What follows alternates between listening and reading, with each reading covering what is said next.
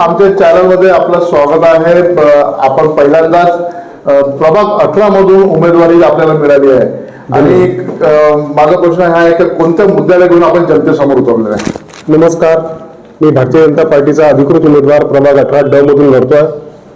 माझे आमच्या सर्वांचे नेते आदरणीय नितीनजी गडकरी, देवेंद्रजी फडणवीस, गिरीश काका व्यास, तसेच विकासभाऊ माजी आमदार विकासभाऊ कुंभारे आणि आमचे आताचे लोकप्रिय आमदार प्रवीण दटके यांच्या माध्यमातून मला भारतीय जनता पार्टीची तिकीट मिळालेली आहे।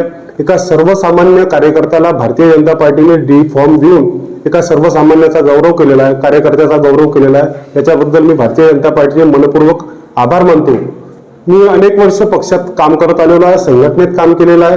संघटनेची पूर्ण जाणीव मला आहे। माझे युवा सर्व कार्यकर्ते, बूथ अध्यक्ष, माता भगिनी, मंडळाचे पदाधिकारी या सर्वांचेही मी आभार मानतो। भारतीय जनता पार्टीत काम करत असताना माननीय प्रवीण दटके यांच्यासोबत मी कामाला सुरुवात केली 2002 पासून। तर वार्डाची परिस्थिती, प्रभागाची परिस्थिती आणि जनतेची सेवा हा ध्यास आम्ही मनात ठेवूनच काम केलेलं आहे। प्रत्येकाच्या अडीअडचणी आम्ही सोडवण्याचा प्रयत्न केलेला। कोरोना काळात सुद्धा भारतीय जनता पार्टीचा प्रत्येक कार्यकर्ता हा ग्राउंड लेवलवर काम करत होता। त्याचाच आदर्श ठेवून माननीय प्रवीणजी दटके यांच्या पावलावर पाऊल ठेवून काम करण्याचा ध्यास माझा आहे। नळ, रस्ते, पाणी, वीज हे तर महत्त्वाचे प्रश्न आहेच, पण त्याच्यापेक्षाही आमच्या कंजेस्टेड भाग आहे। महाल हा कंजेस्टेड भाग आहे। त्या कंजेस्टेड भागात अजून मूलभूत शिक्षणाची व्यवस्था, ई लायब्ररीची व्यवस्था, त्याच्यानंतर खेळासाठी मैदानं आणि युवकांना प्रोत्साहन करण्यासाठी खेळाचे मैदानं, तसेच बुजुर्ग लोकांसाठी, वयस्क लोकांसाठी गार्डनमध्ये सुविधा व्यवस्थित करायच्या हा माझा ध्यास राहील आणि याच्यावरच मी काम करीन। जसं आपल्याला माहित आहे की नागपूर महानगरपालिकेची शाळा, खूप काही शाळा बंद झालेल्या आता प्रायव्हेट शाळांमध्ये मध्यमवर्गीय मुलांसाठी म्हणजे तेवढं शिक्षणाचा उपाय नाही आहे, तर याच्यासाठी आपण काय करणार आहात? आमच्याकडे ज्या महानगरपालिकेच्या शाळा आहेत त्या बंद अवस्थेत होत्या, तिथे आम्ही ई लायब्ररी उघडण्याचा प्रयत्न केला, पण काही शाळा अजूनही चालू आहे। त्याच्यात बेसिक काही इन्फ्रास्ट्रक्चरची बदल आहे। शाळेची व्यवस्थेत सुधारणा करायची गरज आहे। अत्यंत गरीब लोक आहेत, खायचे म्हणजे खाना या हातावर कमवणे आणि या हातावर खाणे अशा परिस्थितीचे लोक आहेत। त्यांना एक चांगलं शिक्षण दिलं पाहिजे, दर्जाचं शिक्षण दिलं पाहिजे, तिथे सोयी सुविधा उपलब्ध झाल्या पाहिजेत। या दृष्टीने मी प्रयत्न करीन आणि शाळा विकसित करून गरीब जनतेला न्याय देईल अशी मी हे करतो। प्रभाग 18 मध्ये जेव्हा प्रवीणजी दटके हे नगरसेवक होते, त्यांच्या हातातून खूप काही विकास घडला आहे, पण विकास घडला आहे पण लोकांची समस्या आतापर्यंत संपलेल्या नाही आहे। घाण कचरा वगैरे हे ते सर्व काय सांगा? जनसंख्या वाढते, विकास होत राहतो। विकास ही निरंतर चालणारी प्रक्रिया आहे। लोकांच्या अपेक्षा 100% जरी पूर्ण करू शकलो नाही, पण विकास या मूलभूत सुविधा आम्ही प्रभाग 18 मध्ये प्रवीणजीच्या माध्यमातून भरघोस प्रमाणात झालेल्या आहेत। कचरा व्यवस्थापनाचा एक विषय आहे, त्याच्यासाठी आता महानगरपालिकेने इनिशिएटिव्ह घेऊन ते झोननुसार ते करणार आहे। जुन्या कंपनीपासून ते झोनपर्यंत आणणार आहे। त्याचं बायफर्केट करून प्रत्येक झोनला ते काम देणार आहे। घनकचरा उचलण्याची, रस्ते साफसफाईची ही व्यवस्था चांगल्या प्रकारे झाली पाहिजे, याच्याकडे मी लक्ष देईन। आपण जनतेसमोर डोर टू डोर जात आहे, जनतेला आपण भेटत आहात।